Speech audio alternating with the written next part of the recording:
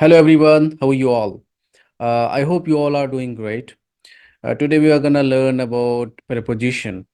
Preposition is a word that plays vital role in spoken English. That's the reason why we must know about preposition. Okay?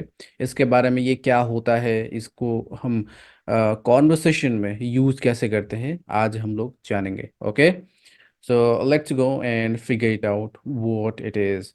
I will be sharing my screen with you. Here we go. And this one, preposition. So first thing first, you look at the screen. Uh, Hold on. Yes, here we go. So preposition, what it is. First, look at these words: in, into, on, at, to, on to, with, without, of, among, under, underneath. ये सारे के सारे जो words आपको नजर आ रहे हैं, ये सब प्रेपोजिशन है. इंग्लिश के अंदर प्रेपोजिशन 150 प्लस है, उससे भी ज़्यादा है. लेकिन जो मोस्ट कॉमन है, जो हमारे कॉन्वर्सेशन में या हमारे स्पीचेस में, क्वेश्चन आंसर्स में जो यूज़ होते, वो इतना है. ये three important things about it. तीन सबसे ज़्यादा इम्पोर्टेंट चीज़ प्रेपोजिशन के बारे में जो आपको पता होना ही चाहिए, वो क्या है. तो first thing first, where to use, where और how to use of preposition. तो प्रेपोजिशन जो है ना, ये इट शोज और indicates location, time and movement. यानी कि लोकेशन को इंडिकेट करता है. जब भी आपको किसी चीज़ का, किसी भी या आपका लोकेशन बताना हो, तो प्रेपोजिशन आपको यूज़ करना ही पड़ेगा. उसके यूज़ के बगैर आप लोकेशन बता ही नहीं सकते. टाइम के लिए भी हम ये टाइम के लिए भी हम प्रेपोजिशन यूज़ करते हैं. एंड मूवमेंट, मोशन को इंडिकेट करने के लिए भी हम प्रेपोजिशन यूज़ करते हैं. ओके? तो पहले हम लोकेशन की बात करते हैं. यहाँ पे आप देख सकते हो कि आई लिव इन भोपाल. अब जैसे मैंने इन यूज़ किया, तो इसका मतलब ये है कि मैं ना अपने लोकेशन को इंडिकेट किया है. ठीक है? ये इन से हम, मैंने इन एक प्रेपोजिशन है, इसका मतलब मैं भोपाल में रहता हूँ. At Ashoka garden. Ashoka garden एक भोपाल में ही एक जगह है. तो छोटी जगह के लिए हम लोग यूज़ करते हैं एट. अगर आप किसी गांव में रहते हो तो एट और उस गांव का नाम लेंगे. और अगर बड़े शहर में रहते हो, बड़े जगह पे, तो उसके लिए हम लोग इन यूज़ करते हैं. Okay? Understood. So in Bhopal at Ashoka garden. Okay? Next one is, for example, your mobile is the table. Suppose मैं, आपने घर में पूछा कि अरे मोबाइल कहाँ है, तो आपके घर वाले ने कहा कि योर मोबाइल, आपका your mobile is the table. अब उन्होंने प्रेपोजिशन अगर यूज़ नहीं किया, मिसाल के तौर पे, तो लोकेशन का पता नहीं चलेगा कि mobile is table. Mobile is table what, watch like on the table. Table पर है, टेबल के नीचे है, टेबल के अंदर कहाँ है. राइट? तो जैसे हमने यूज़ किया location, I mean preposition, on के, your mobile is on the table. अच्छा, तो टेबल पर है, मिल गया. या अंडर द टेबल, यानी टेबल के नीचे है, तो भी. तो हम बगैर प्रेपोजिशन यूज़ किए लोकेशन का पता नहीं कर सकते. दैट द रीज़न वाई ये हम यूज़ करते हैं प्रेपोजिशन को लोकेशन बताने के लिए. ठीक है? अगर आपने कोई न्यूज़पेपर, न्यूज़ देखा है, अगर वो फिजिकल न्यूज़ में देखा है, तो उसके लिए इन आता है, in a newspaper. I read an article और so news in a newspaper, in a paper. और अगर उसी न्यूज़ को आप इंटरनेट पे पढ़ोगे, तो उसको हम बोलते हैं on the internet. I saw that news on the internet.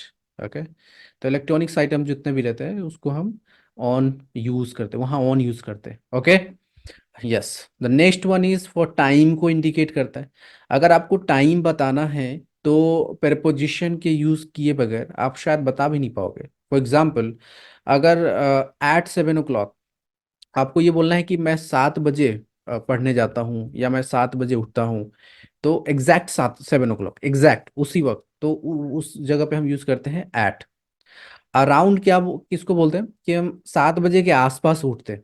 Okay? तो आप बोलेंगे I get up around 7 o'clock, कि पौने 7 भी हो जाता है, कभी 7:15 भी हो जाता है, कभी 7 बजे भी उठ जाते हैं. तो उसको हम अराउंड 7 o'clock बोलते हैं. और अगर आपको मतलब लास्ट 7 o'clock रहता है, ये लास्ट, तो कि 7 बजे तक उठ जाता हूँ, तो in this situation you have to say by. Okay? या मैं 7 बजे तक स्कूल चला जाता हूँ. ओके?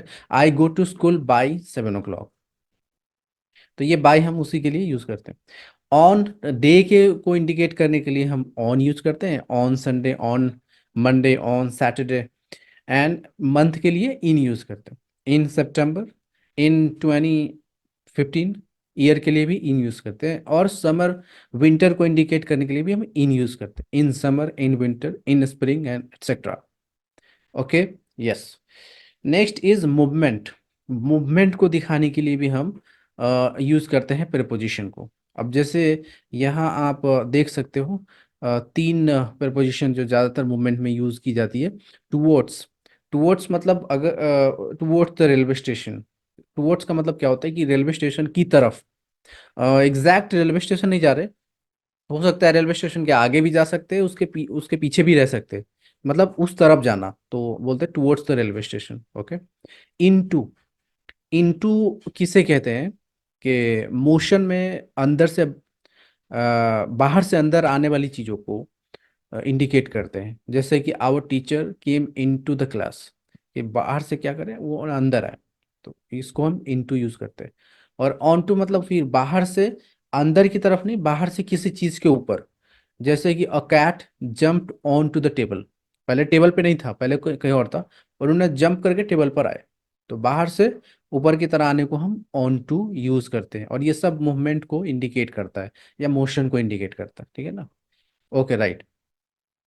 तो ये एक चीज़ें थी इसके बारे में, जो इसका यूज़ कैसे करते हैं, कहाँ यूज़ होता है। इसीलिए इसको हमने शुरू में लिखा था, इट शोज और indicates location, time and movement. Clear? Good. Next, second point. After preposition we use V four. Preposition के बाद हम लोग वी फोर यूज करते हैं, नहीं तो नाउन और प्रोनाउन यूज करते हैं। ये यहाँ पे बहुत सारे बच्चे गलती करते हैं। आप सबको जानना चाहिए ये, ध्यान से सुनिए। फॉर के बाद जैसे कि एक example, I am going there for playing.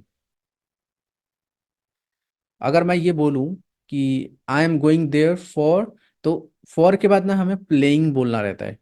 बहुत सारे बच्चे ऐसा मिस्टेक्स करते हैं कि I am going there for play. No, no for play, playing. I will go there for eating. No, हाँ, yes for eating, yes. I will go there for eat. No, for के बाद हम we four use करते हैं। उसी तरह without के बाद भी हम वी फोर ही यूज करते हैं। जैसे आई can't return without meeting you, तुमसे मिले बगैर हम नहीं आ सकते, राइट? तो ऐसे आप अगर बोलेंगे कि I can't return without meet you, wrong. Without meeting you, क्योंकि विदाउट एक प्रेपोजिशन है, और प्रेपोजिशन के बाद हम वी फोर यूज करते हैं। क्लियर? हाँ। आफ्टर के बाद भी हम लोग वी फोर ही यूज करते हैं। जैसे आफ्टर फिनिशिंग माई डिनर, कुछ बच्चे ये कहते हैं after finish my dinner I will go to the park. No, after finishing my dinner. Okay. After के बाद आप फिनिशिंग यूज करेंगे बिफोर। और बिफोर की भी यही कहानी। Before talking to her I can't say anything. Before talk to her, no, before talking to her. Okay. Before talking to her I can't say anything. End of. Of क्या होता है? ये एक बहुत ही इम्पोर्टेंट प्रपोजिशन है। हम लोग इसके बारे में कभी डिटेल्स में जानेंगे, ये बहुत बड़ी टॉपिक है प्रपोजिशन ऑफ। इसके बाद भी आपने देखा, I am fond of playing cricket, कि मैं क्रिकेट खेलने का दीवाना हूँ, right? I am fond of playing cricket. तो फॉन्ड ऑफ, ऑफ के बाद हम वी फोर यूज करते हैं, ऑफ। क्लियर? राइट। तो ये चीज़ें आपको जानना बहुत ज़रूरी था। प्रपोजिशन, ये for, without, after, before, of, इसके बाद हम वी फोर यूज करते हैं। और नहीं तो नाउन भी यूज होता है, जो कि वहां पे हम मिस्टेक्स नहीं करते, यहाँ हमसे मिस्टेक्स होती है, इसीलिए मैंने इसको हाईलाइट किया है। Clear? Next one is position. इसकी पोजीशन एक सेंटेंस में कैसे होती है, कहाँ होती है? इज, आर, एम, वॉज, वर, और मेन वर्ब के बाद भी हम प्रेपोजिशन को यूज करते हैं। जैसे कि यहाँ पे आप देख सकते हो, I am in the garden, I am. Am जो है एक हेल्पिंग वर्ब है, एम के बाद हमने ये इन को यूज किया है, तो ये यूज होता है। उसी तरह she walked in to the park, अब वॉकड एक मेन वर्ब है, इसके बाद भी ये आया है, इन टू द पार्क। तो the book is on that, is on, यानी इज के बाद हमने प्रीपोजिशन को यूज किया है। We will meet at the park at noon. अब ये तो मीट के बाद हम डायरेक्टली एट यूज किया है। तो ऐसा होता है ये कि मेन वर्ब के बाद भी प्रीपोजिशन यूज होता है, और is, are, am, was verb के साथ भी डायरेक्टली यूज हो जाता है ये। क्लियर? हाँ, तो यही तीन चीज़ें थी जो आपको ज़रूर जानी चाहिए प्रेपोजिशन के बारे में। तो प्रेपोजिशन मेनली आपको समझ में आ गया होगा कि क्या होता है। ये सारे जो वर्ड्स आपको नज़र आ रहा है, ये सब प्रेपोजिशन है। आप पहले से जानते होंगे इसको।